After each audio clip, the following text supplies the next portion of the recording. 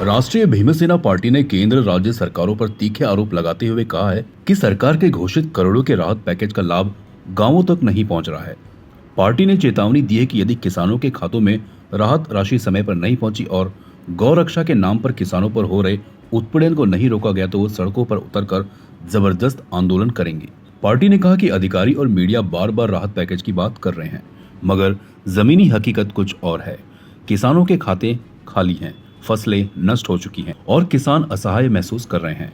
Party ने अपने बयान में स्पष्ट किया कि उन्होंने यह भी कहा कि जब तक हर किसान को उसका वैध हक नहीं मिल जाता, पार्टी आवाज बुलंद करती रहेगी और संघर्ष जारी रखेगी।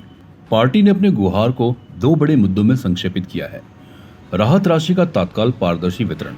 पार्टी ने मांग की है कि जो भी राहत पैकेज केंद्र राज्य द्वारा घोषित किए गए हैं, उनकी राशि सीधे प्रभावित किसानों के बैंक खातों में स्थानांतरित की जाए और इसका खुला पारदर्शी हिसाब आए।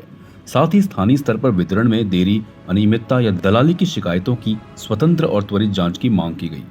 गौ रक्षा नियमों में तात्कालिक बदलाव। पार्टी ने आरोप लगाया कि गौ रक्षा के नाम पर आज कई जगहों पर असल मुद्दा गौवंश की रक्षा नहीं बल्कि किसानों पर दमन बन गया है। राष्ट्रीय भीमसेना पार्टी का कहना है कि सरकार गौ रक्षा के लिए जो अनुदान या सहायता की व्यवस्था है वह सीधे उन किसानों के बैंक खातों में रसीद की जाए जो वास्तविक रूप से गौ पालन या संरक्षण कर रहे हैं। पार्टी के प्रवक्ता ने स्पष्ट शब्दों में कहा, किसान देश की रीढ़ हैं, उनके साथ अन्याय हम किसी भी हाल में बर्दाश्त नहीं करेंगे। यदि राहत वक्त पर नहीं मिली और गौ रक्षा के नाम पर हो रहे उत्पीड़न को नहीं रोका गया तो हमारी लड़ाई चौक से लेकर संसद तक जाएगी। राष्ट्रीय भीमसेना पार्टी ने सरकार को अंतिम चेतावनी देते हुए कहा कि वे शांतिपूर्ण लेकिन प्रभावी एवं संगठित आंदोलन की तैयारी कर रहे हैं। पार्टी ने किसान नेताओं और सभी प्रभावित ग्रामीण समुदाय से मिलकर अगला मंथन करने व सशक्त साझा रणनीति तय करने का ऐलान भी किया है। पत्रकारों से मुखातिब होते हुए पार्टी ने यह भी कहा कि वे लोकतांत्रिक तरीके से अपनी मांगे रखते हुए आवाज बुलंद करेंगे। अंत में पार्टी ने सरकार से पुनः आग्रह किया कि वो केवल घोषणाओं तक सीमित न रहें, बल्कि उन घोषणाओं को जमीन पर लागू करने की जिम्मेदारी भी उठाए। तो अगर सरकार पैकेज जाहिर करती है, बली राजा खुश होता है और दिवाली उनकी सुखमय जाती है तो हम भी आनंदित हैं। हम सरकार की प्रशंसा करेंगे कि सरकार ने वक्त पर उनको मदद पहुंचाई। लेकिन मुझे सरकार तो उदासीन लग रही क्योंकि उनका कोई स्टेप नहीं दिख रहा है। और उन्होंने जो पैकेज जो डिक्लेयर किया है तो उसके अंदर वो ना उठ के मुंह में जीरे जैसा उन्होंने पैकेज किया है। हम लोग की मांग ये है कि कम से कम एकरी 50,000 रुपये मिलना चाहिए। विपक्ष ने आंदोलन किया, लेकिन जोरदार आंदोलन किया। आपने देखा होगा कि जो मीडिया भी थी, एक दिन पहले पूरा मीडिया दिखा रहा था, लेकिन आज तुम देखोगे मोदी ने ऐसा, मोदी जो गवर्नमेंट है, बीजेपी गवर्नमेंट है, ऐसा मीडिया को दबा के रखी है कि लोग अभी गायब ही हो गया। किसान का मुद्दा ही पूरे उस पर गायब हो गया। राज ठाकरे खाना खाने जा रहा है उसके भाई के घर पे या मिलने, वो दिखा रहे हैं। वो मुद्दा इम्पोर्टेंट है क्या किसान का मुद्दा इम्पोर्टेंट है? तो एक छोटा सा लीडर है राज ठाकरे, वो अपने दूसरे घर पे जा रहा है, अपने भाई के घर जा रहा है, तो ये जो मीडिया है वो दिखा रही है राज ठाकरे खाना खाने जा रहा है। ये क्या है न्यूज़ है? शेतकरी मर रहा है, बच्चे को स्कूल के कपड़े नहीं है, उनके जब ये घर पूरा दबा हो गया, उनके पशु मर गए, उसकी मदद क्या कर सकती है? वो नहीं हो रहा है। राज ठाकरे उस बारे में नहीं बोल रहे, उद्धव ठाकरे इस बारे में नहीं बोल रहे। आने वाले इलेक्शन में क्या करना उसकी तैयारी कर रहे हैं। देखो, ये जो प्रेस कॉन्फ्रेंस इसलिए बुलाई, देखो पहले आप बताओ, हमारे जो भीमसेना पार्टी है ये दलित और गरीबों की पार्टी है। हमारे पास कोई धन दौलत या बहुत कुछ नहीं, हमारे पास नहीं। हम सिर्फ लोगों के दुख में खड़े हो सकते हैं, संघर्ष कर सकते हैं, सरकार को झुका सकते हैं कि हमको मदद, जो हमारा हक है हमको मिलना चाहिए, उसके लिए हम सरकार को झुका सकते हैं। तो ये पूरी कोशिश हम कर रहे हैं। और बली राजा को पता फूल नहीं तो फूल का पता ना, एक पगड़ी, जो मदद कर सकते हैं कोशिश करेंगे करने की। देखो, अभी जितने हमारे जिला अध्यक्ष है उन सबको मैंने बोला कि अपने अपने गांव में, जहाँ जिला में जहाँ लोग तकलीफ़ में, उनको मिले, उनकी जो प्रॉब्लम्स है वो सुने। देखो, अभी हम लोग जाएंगे कहीं भी, हम जाने की कोशिश करेंगे। ये जो सरकार के लोग हैं, आपने देखा होगा, हमको ना उन लोग सही तरीके से ना हमको सपोर्ट मिलता है, ना उनको परमिशंस मिलती है।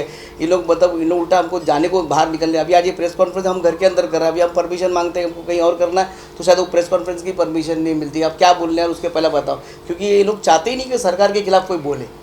ये सरकार ही ऐसी है। बिल्कुल, अगर 16 तारीख तक अगर सरकार ने लोगों को, जो शेतकरी को अगर मदद नहीं पहुंचाई, जो हमने मांगनी की, एकरी 50,000 का हमारी मांग है, कम से कम उतना तो मिलना ही चाहिए। अगर नहीं मिला, ये जो बाकी जो योजना है, लाड़की बहन, ये सब का पैसा रोक कर पहले किसानों को मदद की जाए, ये हमारी मांग है। अगर नहीं होगी मांग पूरी तो 17 तारीख से लेकर दिवाली तक आप देखना, जिले जिले में हमारे जितने भीम सैनिक हैं वो सब रास्ते में उतरेंगे और इस सरकार को मतलब चेन नींद चीज़ें हराम कर देंगे। और मैं खुद रास्ते में उतरूंगा, आपको बता रहा हूँ।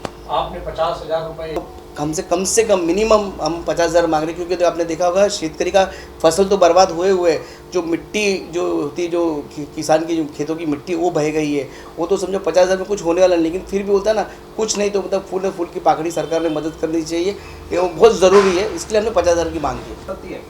देखिए, आपने देखा होगा अभी जो शिवसेना पार्टी उद्धव जी की पार्टी है, फिर वो सिंधे जी की पार्टी सब तो सरकार में बैठी हुई है। अभी जो उद्धव जी की पार्टी है, मन से जो अलग जो पार्टी है, उन सबका अभी पूरा फोकस है ना नगर पालिका पे, और ख़ास करके मुंबई के नगर पालिका पे। अगर ये मतलब दुर्भाग्य है कि हमारे मुंबई में खेती नहीं है, अगर हमारे मुंबई में शेतकरी होती तो शायद ये भी पैसा गिरता। तो ये हमारा मुंबई का मतलब क्या, हमारे शेतकरी का दुर्भाग्य है कि मुंबई में खेती नहीं है, न तो इधर खेती होती है ना, तो इसके लिए भी इन लोग लड़ते। तो अभी फिलहाल इनका पूरा फोकस इनका नगर पालिका पे, इनको कब्जा करना नगर पालिका पे, इसके वजह से जो किसान को मतलब बाजू किया जा रहा है। देखो, गौ रक्षा का मुद्दा तो मतलब ये जो कायदा बना है, गौ माता हमारी भी माँ है, जो देसी गाय है वो भी हमारी माँ है। लेकिन आपने देखा गौ रक्षा कायदे की वजह से जो गौवंश है, जैसे कि पाड़ा है, फिर अभी जर्सी गाय, आपने देखा होगा जर्सी गाय जो दूध के लिए ऑस्ट्रेलियन हाइब्रिड गाय है, तो वो इधर लाया मतलब वो लाके उसको पालते हैं या तो ख़रीदते हैं। तो कभी कभी क्या हो जाता है कि वो दूध देने में असमर्थ हो जाती है, या तो उसको दूध नहीं हो पाता है, और उसके जो बच्चे होते हैं वो बच्चे मतलब ना किसान खेती के लिए भी काम नहीं आते, कुछ काम के लिए नहीं आते। तो पहले किसान ये सब क्या करते थे, ऐसी जो गायें होती, तो देसी गाय की बात नहीं कर रहा हूँ, जो गौवंश के अंदर जो मतलब कि ये आता है, जैसे कि पाड़ा है और ढोर है, और ऐसा जो अलग अलग जाति है उसके अंदर, गाय की बात नहीं, देसी गाय हमारी भी माँ है, हम उसकी बात नहीं कर रहे हैं। लेकिन उसके अंदर क्या हो रहा है, ये जो चीज़ें हैं, ये जो गायें हैं, तो इनको जब शेतकरी पहले क्या करता था, जो आठौड़ा बाजार है उधर व्यापारी लगे उधर बेचते थे, उसके बदले फिर नई गाय नई भैंसें खरीदी जाती थी। लेकिन बीच में ये गौवंश के कायदा बनने से जो गौ रक्षक बोल के एक ब्रिगेड तैयार हो गया, जो मतलब कि उनका मतलब कि वो तो बेरोज़गार थे, तो उनको एक नया फंडा मिल गया। इनके जो आका है इनको फाइनेंस करते हैं, इनको स्कॉर्पियो गाड़ी, हथियार क्या क्या देते हैं, और इनका काम क्या होता है, ऐसी गाड़ी को पकड़ना जहाँ पर मतलब भैंस जा रही है, ठीक है, ऐसा नहीं कि गाय जा रही है, उस पर भैंस जाता है, जर्सी गाय जाती है, ऐसे को पकड़ते हैं, पुलिस स्टेशन को पहले खुद पकड़ते हैं, फिर पुलिस से सेटिंग करके उसको अपने जो मतलब सेटिंग वाले जो गौशाला उधर डालते हैं, वहाँ पर डालने के बाद वहाँ से जो है वो फिर चली जाती है कत्ल खाने में या किधर जाती है वो पता नहीं, वो अलग रैकेट चलता है।